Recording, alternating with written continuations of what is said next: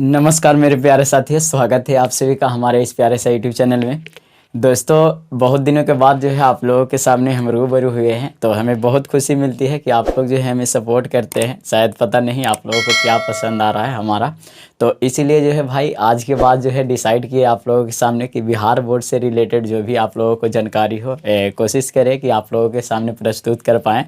तो दोस्तों, आज जो है हम लोग बहुत ही इम्पोर्टेंट क्वेश्चन को लेकर के आए हैं, जो कि आप लोगों को अक्सर जो है बिहार बोर्ड में पूछ दिया जाता है क्लास 10th में। प्रकाश के परावर्तन के जो है नियम है उसको लिखिए और वर्णन करने के लिए बोलता है, ठीक ना। कि आखिरकार जो है प्रकाश के परावर्तन जो देखते हैं आप लोग, रिफ्लेक्शन ऑफ लाइट, उसका जो है क्या नियम है, क्या लॉ दिया गया है। तो दोस्तों, इस वीडियो में जो है इसी पे चर्चा होने वाला है कि हमारा जो है प्रकाश का परावर्तन किस तरह से काम करता है। उससे जितना भी रिलेटेड आप लोगों को क्वेश्चन देखने को मिलेगा, आप लोग जो है इस वीडियो के जरिए जो है आप लोग ज़रूर पूरा कीजिएगा। तो चलिए सबसे पहले हम लोग शुरू करते हैं कि हमारा जो है प्रकाश के परावर्तन, ठीक ना। तो हम उम्मीद करते हैं कि आप लोग को पता होगा कि प्रकाश किसे कहते हैं, यानी कि प्रकाश यानी कि लाइट। आप लोग प्रकाश का इस्तेमाल जानते ही होंगे। प्रकाश का परावर्तन, इसी का नियम के बारे में हम लोग बात करेंगे कि प्रकाश के परावर्तन का जो है नियम जो है किस तरह से काम करता है, इसका जो है लॉ कैसा काम करता है। तो हम लोग जो है इसका नियम के बारे में बात करने वाले हैं कि हमारा जो है प्रकाश के परावर्तन के नियम एक्चुअल में होता क्या है, ठीक ना। तो आप लोग जानते होंगे कि जब जो है प्रकाश जो है किसी भी चिकनी सतह से, या चिकनी या चमकीली कहने का मतलब है, हम जो है एक समतल दर्पण लेंगे, जो कि आप लोग जान रहे होंगे कि इसका जो है एक तरफ से पॉलिश या पेंट किया हुआ रहता है। पेंट कहने का मतलब है इसमें जो है सिल्वर प्लेटेड जो है चढ़ता है, यानी कि सिल्वर का जो है मात्रा इसमें रहता है, जिसके चलते जो है आप लोगों को चमकीला दिख सके और उसमें जो है आपका प्रतिबिंब बन पाए, ठीक ना। जो कि आप लोग मानते हैं कि प्रकाश का जो है पूर्णतः जो है रिफ्लेक्ट कर सकता है वो, ठीक ना। तो हम लोग जो है एक समतल दर्पण लिए, तो आप समतल दर्पण ले सकते हैं, समतल दर्पण लीजिएगा। इसमें जो है हम लोग जो है एक टॉर्च से लाइट जो है जलाते हैं। मान लेते हैं हम टॉर्च जो है इस प्रकार का हम ले लिए हैं, ठीक ना। हमारा एक टॉर्च हो गया, टॉर्च। इससे जो है इस पे हम लोग लाइट मारने की कोशिश कर रहे हैं इस पे, ठीक ना। मान लेते हैं हमारा ए टॉर्च है, और इस टॉर्च से जो है हमारा अगर मान लेते हैं लाइट इससे निकला, तो हमारा ये लाइट निकला जो है सीधा आदम आया, ठीक ना। यानी कि यहाँ से जो है इस तरह से आप लोग जानते हैं कि हमारा समांतर रेखा में चलता है। कि किसी भी टॉर्च से आप लोग लाइट मारिएगा तो आप लोग किरण पुंज पढ़े होंगे तो पता होगा समांतर किरण पुंज किसको बोलते हैं, ठीक ना। तो इससे जो है सारा किरण को नहीं लेकर के जो हमारा एक किरण को अगर हम लोग देखें तो हमारा जो है किसी बिंदु पे आएगा, ठीक ना। यहाँ पे किसी बिंदु पे आएगा, और बिंदु जो है इस बिंदु से अगर जितना डिग्री के एंगल पर जो है यहाँ पे आया, मान लेते हैं हमारा जो है यहाँ से जो है ये डिग्री एंगल पे आया होगा, मान लेते हैं थीटा इसका एंगल हो गया, इस थीटा पे आया होगा, तो उतना ही डिग्री से जो है इधर भी जो है यहाँ पे जो है जाएगा ये, ठीक ना। जितना दूरी से इधर आया था उधर भी उतना ही एंगल बनाएगा और इस तरफ भी जाएगा, ठीक ना। ये जो आप लोग प्रकाश के परावर्तन के नियम में जानते हैं। अगर मान लेते हैं इस पे अगर हम लोग जो है एक नॉर्मल डाल देते हैं, ऐसा कुछ है नहीं मतलब डाल सकते हैं, ठीक ना। लेकिन ये जो है हम लोग इमेजिन कर ले रहे हैं कि इसके बीचों बीच जो है एक सीधा सा जो है कोई परत डालते हैं, ताकि हम लोगों को जो है ये दोनों के बीच का जो है एक्चुअली में कोण का माप मिल सके, ठीक ना। तो आप लोग जानते हैं कि हमारा जो है अभिलंब और जो है ये किरण जो है आ रही है यहाँ पे, इसको जो है आपतित किरण बोलते हैं। तो ये इसको बोलते हैं क्या, आपतित किरण बोलते हैं, आपतित इंसिडेंट रे बोलते हैं इसको इंग्लिश में, आपतित किरण। तो ये हमारा जो है आपतित किरण हुआ, और ये जो है परावर्तित हो गई, तो परावर्तित किरण यहाँ पे हो जाएगी, परावर्तित किरण। किरण आप लोग जान रहे होंगे किरण किसको बोलेंगे, ठीक ना। किसी रेखा से इंडिकेट किया जा रहा है इस पे खास करके। तो हमारा लाइट जो है अगर आपतित होती है तो उसको जो है आपतित किरण बोलते हैं, और जो है वही लाइट का जो है भाग जो है परावर्तित होता है उसको जो है परावर्तित किरण। अब जो है इसके बीच जो है अभिलंब डाला गया है, देख रहे होंगे हमारा। अगर यहाँ पे जो बिंदु लिए हैं इसको अगर हम लोग ओ मान लेते हैं, मान लेते हैं ओरिजिन हुआ, मूल बिंदु इसका हुआ, तो आप लोग देख रहे होंगे इसमें तो पहला बात आप लोग के देख रहे हैं कि ये जो हमारा अगर मान लेते हैं आई हो गया, ये दोनों के बीच तो आई हो जाएगा, यहाँ पे अगर माने तो आर हो जाएगा। यानी कि आपतन कोण और परावर्तन कोण के अगर मान देखें तो दोनों का सेम मान आ रहा है कि नहीं आ रहा है। तो इसमें जो है पहला नियम होता है कि जितना डिग्री से जो है हमारा आपतित किरण आएगी, यानी कि आपतन कोण जितना से बनेगा, ये दोनों के बीच अगर अभिलंब डाले तो इसके बीच कौन बन रहा है, आई कोण जो आप लोग के बन रहा है, और ये दोनों के बीच जो है बनेगा आर कोण, क्योंकि ये जो है रिफ्लेक्ट लाइट हो गया, ठीक ना।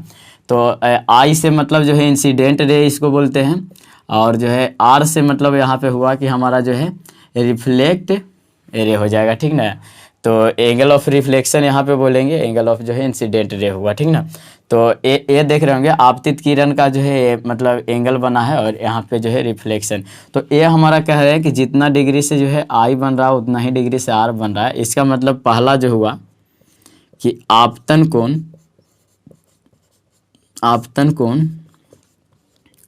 परावर्तन कोण के बराबर हुआ, ठीक ना, परावर्तन कोण के बराबर होता है। ये तो सब के साथ लागू होगा भाई। हम जो है टॉर्च बारे अगर समतल दर्पण पर अगर उसी बिंदु में जा रहा है तो ऐसा नहीं है कि मतलब कोई आएगा तो ये प्रयोग करेगा तो उसके लिए जो है दूसरा साबित हो जाएगा। उसका भी जो है जितना डिग्री से वो यहाँ पे लाइट मारेगा उतना ही डिग्री से। ये आप लोग खुद घर पे भी कर सकते हैं। एक छोटा सा मिरर लीजिए, दर्पण लीजिए, और दर्पण पे जो है एक टॉर्च का लाइट दीजिए, और उसके बीच जो है एक जो है क्या कर सकते हैं, आप किसी चीज़ को रख करके देख सकते हैं, या तो आप खुद से नॉर्मल मान लीजिए कि इसके बीच ही है, ठीक ना, और उसको देखिएगा तो एक्चुअल में आपको पता चलेगा कि जितना डिग्री से जो है हमारा यहाँ से टॉर्च मारे थे और उतना ही डिग्री से जो है रिफ्लेक्ट हो रहा है, ठीक ना। इसको आप देख सकते हैं। तो हमारा पहला हुआ कि आपतन कोण परावर्तन कोण के बराबर है, ठीक ना। फिर दूसरा जो बात हुआ इसमें, दूसरा क्या हुआ कि आप लोग देख रहे होंगे कि हमारा जो है पहला आपतित किरण, परावर्तित किरण, और इस पे जो हम लोग अभिलंब डाले, इसको नॉर्मल इंग्लिश में बोलते हैं, ठीक ना, नॉर्मल इंग्लिश में बोलते हैं, और हिंदी में इसको बोलिएगा तो अभिलंब बोलिएगा, अभिलंब हुआ। ये हमारा जो बीच में जो है हम लोग इमेजिन करके एक रेखा खास करके बनाए हैं, इस पे अभिलंब डाले हैं, ठीक ना, पैरेलल हो गया। तो इस पे अभिलंब डाले, देखिए तो तीनों जो है एक ही बिंदु पर है, यानी कि एक ही तल में है। तीनों का तल जो है एक सेम साइड पे देख रहे हैं। तो यही हो गया कि आपतित किरण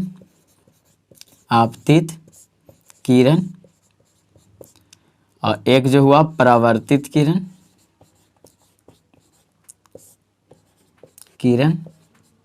और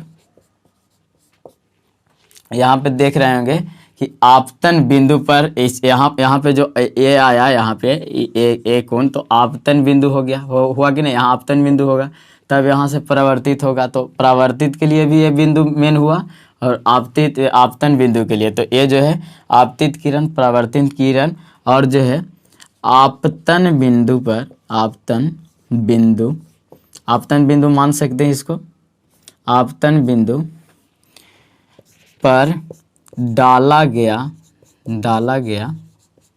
लंब मानिए, लंब या अभिलंब भी बोल सकते। अभिलंब इसलिए बोले कि वहाँ पे जो है खास करके ऐसा नहीं पता चल रहा था कि एक किस लिए डाले हैं, तो ये लंब ही डाला गया है, एक लंबा रेखा जो कि आप लोग किसी चीज़ से ले सकते हैं, ये इमेजिन कर दिया गया। अगर इस पे मतलब जो है एक अभिलंब भी डालिया गया, यानी कि डाला गया जो है लंब है, तीनों एक ही तल में होता है, ठीक ना, तीनों एक ही तल में